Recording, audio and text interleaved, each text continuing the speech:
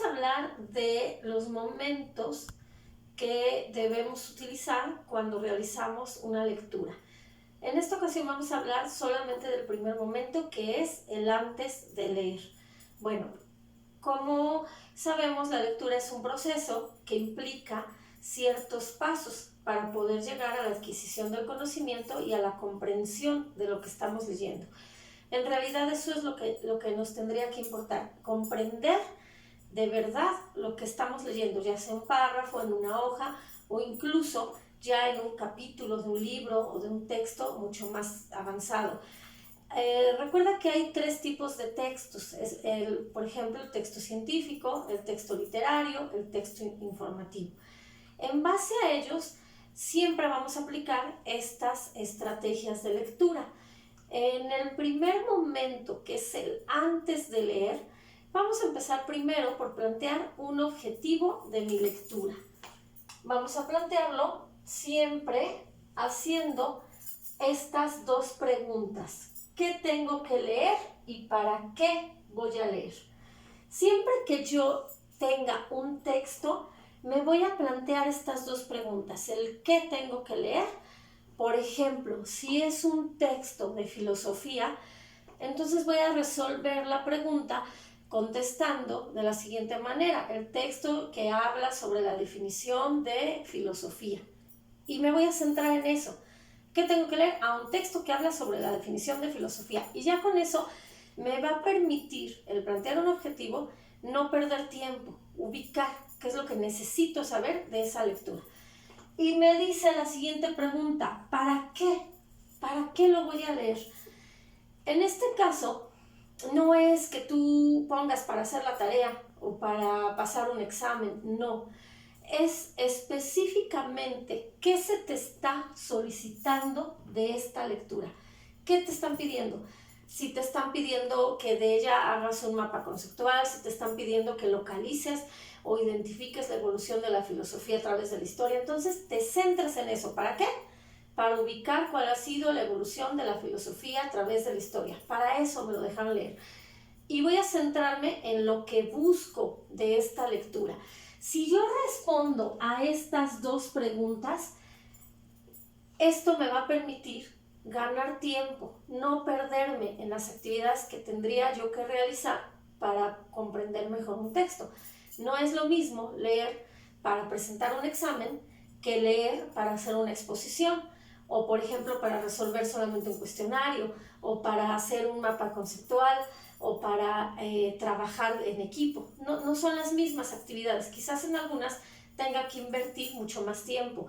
Si es un examen, entonces tendría que prepararlo con mayor disponibilidad de tiempo, repasar más, hacer notas, por ejemplo.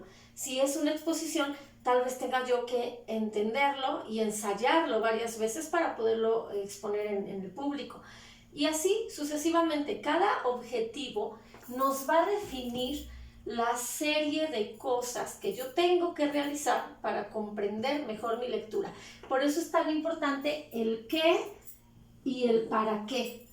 ¿Qué voy a leer y para qué lo voy a leer? Bueno, el siguiente paso es mi conocimiento previo. ¿Qué es el conocimiento previo? El conocimiento previo es lo que yo sé de un tema. ¿Qué cosas conozco de un tema? A veces solemos decir, no, es que yo no sé nada de matemáticas, yo no sé nada de biología, yo no sé nada de geografía, pero en realidad no es cierto. Siempre tenemos quizás pocos conocimientos, o quizás no los tenemos tan adecuados, o a lo mejor de un tema solo sabemos lo que hemos escuchado, lo que nos han dicho, pero sí tenemos algo de conocimientos. Cuando llegamos a la escuela, llegamos ya con una base de conocimientos, y en la escuela se van moldeando y se van adquiriendo todavía más conocimientos. Entonces, siempre hay algo que sabemos de un tema. El conocimiento previo se le llama así previo porque es el conocimiento que tú ya conoces, ya posees, ya sabes de un tema, lo que tú ya sabes de un tema. Eso es el conocimiento previo. Y te va a permitir anclar o relacionar lo nuevo, lo que vas adquiriendo, lo que no conocías, o lo nuevo del tema o de la materia. ¿Cómo se activa el conocimiento previo? tenemos que hacernos una pregunta. ¿Qué sé? ¿Qué cosas yo sé? ¿Qué es lo que yo ya sé de un tema? ¿Qué conozco de ese tema? ¿Qué información ya poseo? ¿Qué me han dicho de ese tema? Y bueno, siempre les pongo un ejemplo, ¿no? Algunos que son jovencitos tal vez nunca han tenido hijos. Y si yo les preguntara, ¿qué implica tener un hijo? ¿O tú qué sabes de tener un hijo?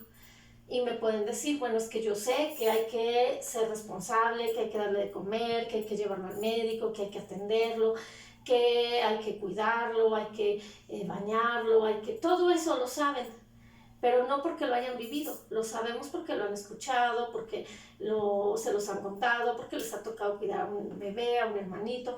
Entonces esto quiere decir que ya tienen conocimiento de ese tema, aunque no hayan vivido la situación. Sin embargo, este conocimiento les va a permitir en algún futuro saber qué hacer cuando se presente esa situación. Aunque no sea un conocimiento muy profundo del tema, pero ustedes ya saben algo. Aquí pasa lo mismo. Yo siempre voy a relacionar lo que ya conozco de un tema con lo nuevo. Y lo voy a hacer haciéndome la pregunta, ¿qué sé del tema? ¿Qué conozco de ese tema? De esta temática de filosofía, ¿qué es lo que conozco? De esta temática de medicina, de lo que sea, ¿qué sé de ese tema? Y por último, nos vamos con las predicciones. Bueno, las predicciones, siempre hacemos predicciones, lo hacemos normalmente, es algo muy cotidiano, que todo el tiempo estamos haciendo predicciones, incluso a veces hasta del clima. Si no escuché las noticias y salgo en la mañana y veo que está muy soleado el día, puedo pensar, no va a llover o va a ser mucho calor. Y tal vez mi predicción sea acertada y no llueve, o tal vez de repente se nubla y empieza a llover. No escuché las noticias, hago mi predicción. Puedo hacer una predicción de mi equipo favorito, de un deporte, y decir es que va a ganar ese equipo, y a lo mejor no gana, o tal vez sí, pero eso lo hago con algunos datos que ya conozco. Puedo hacer la predicción de si hay alguien que me gusta o le gusto, y yo puedo imaginarme, creo que sí le gusto porque me voltea a ver y me habla y me saluda, y tal vez no, o tal vez sí. Eso es una predicción, algo que puede ocurrir o que quizás no, y que lo hacemos con ciertos elementos que observamos, que vemos. En la lectura también hacemos predicciones. La lectura es algo que también nos permite hacer predicciones, como cuando vamos al cine y vemos una película.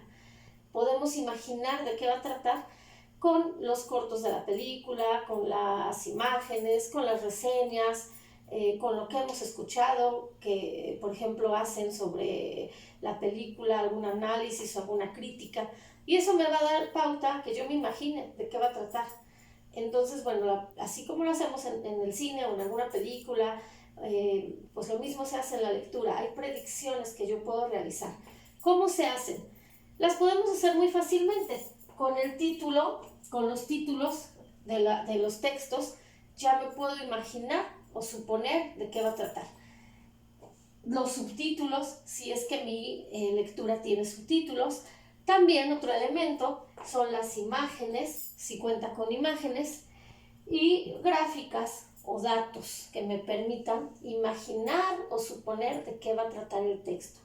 La predicción es algo que nos permite darnos una idea general o global de lo que posiblemente va a tratar la lectura. Quizás sea acertada o quizás no, pero lo que tiene la predicción es que es útil para que tú vayas imaginándote de qué va a tratar la lectura y vayas adelantándote a lo que puede ocurrir y lo vayas interiorizando al momento de imaginar. Estos son los pasos o los elementos que se deben considerar en el momento de realizar la lectura, pero recuerda que es antes de leer. Vamos a ver posteriormente los siguientes momentos de la lectura.